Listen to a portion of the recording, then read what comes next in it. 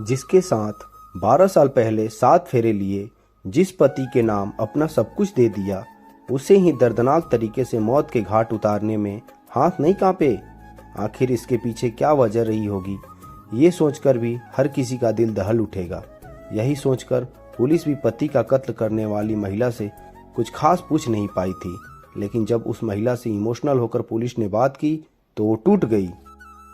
फिर जो आप बीती सुनाई, उसे सुनकर पुलिस अधिकारी भी दंग रह गए। ये सोचने लगे कि इस महिला की जगह कोई दूसरी होती तो वो क्या करती, लेकिन कानून तो कानून है, वो ऐसी घटना की इजाज़त नहीं देता। लिहाजा इस महिला को गिरफ्तार कर अब न्यायिक हिरासत में जेल भेजा जा रहा है। पति का कत्ल करने वाली महिला ने जो बताया वो रोंगटे खड़े करने वाला है। पुलिस की गिरफ्त में आई आरोपी बीवी 28 वर्षीय दीपा है। दीपा ने पुलिस को जो बयान दिया वो कुछ इस तरह है। दीपा कहती है, करीब 12 साल पहले मेरी शादी जितेंद्र से हुई थी। वो हमसे उम्र में 2 साल बड़े थे। भरतपुर में ही जितेंद्र की फ्रूट की दुकान है। दुकान से अच्छी कमाई होती थी। शादी के बाद सब कुछ ठीक था। हम दोनों में अच्छे संबंध थे, जैसे हर पति पत्नी में होते हैं। जितेंद्र कई बार शराब पीकर घर आते थे। शुरू में ऐसा नहीं लगा कि ये लत बढ़ती जाएगी, लेकिन मैं गलत सोचती थी। शराब की लत धीरे धीरे बढ़ती गई। कई बार गंदे तरीके से छूना, मना करने पर गाली देना, कई बार पिटाई करना, इससे बेटियों के सामने अजीब सी हालत हो जाती थी। अब पति मुझे पत्नी नहीं बल्कि एक शरीर की तरह समझते थे।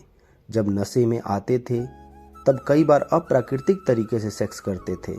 विरोध करती थी तो मारते पीटते, फिर ज़बरदस्ती करते। आखिर इसे कब तक बर्दाश्त करती। फिर दोनों बेटियों का ख्याल आ जाता तो चुप्पी साध लेती। अब शादी के इतने साल हो चुके थे, इसलिए सोचती थी किसी तरह सब ठीक हो जाए। ये सोचकर सब कुछ सह लेती थी, लेकिन 21 मार्च की रात को हद हो गई। पति जितेंद्र शराब के नशे में डूबकर घर पहुंचे। घर में आते ही मारपीट करने लगे। मेरे शरीर पर टूट पड़े, उसे नोचने लगे। बेटियां देखने लगी। मैंने उन्हें दूर भेजा, पर वो गंदी हरकतें करते रहे। उस रात की हरकतों मैं बर्दाश्त नहीं कर पाई। सोचा कि आज ही खुद ही आत्महत्या कर लेती हूँ, लेकिन फिर सोचा कि अगर मर गई तो दोनों बेटियां का क्या होगा। पति तो दूसरी शादी भी कर लेंगे, फिर बेटियां भी अभागी बन जाएगी।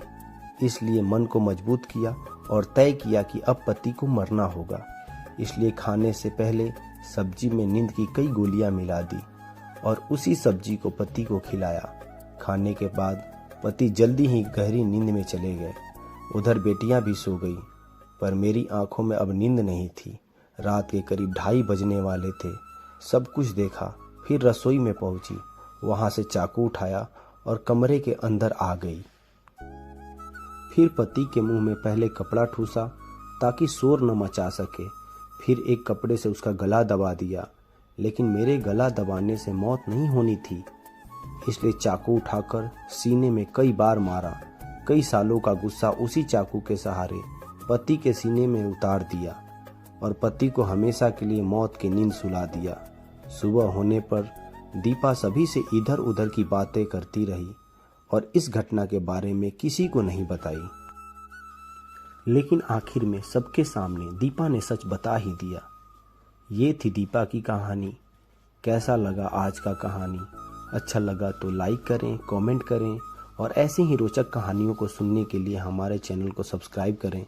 मिलते हैं एक अगले रोचक कहानी के साथ। तब तक के लिए धन्यवाद।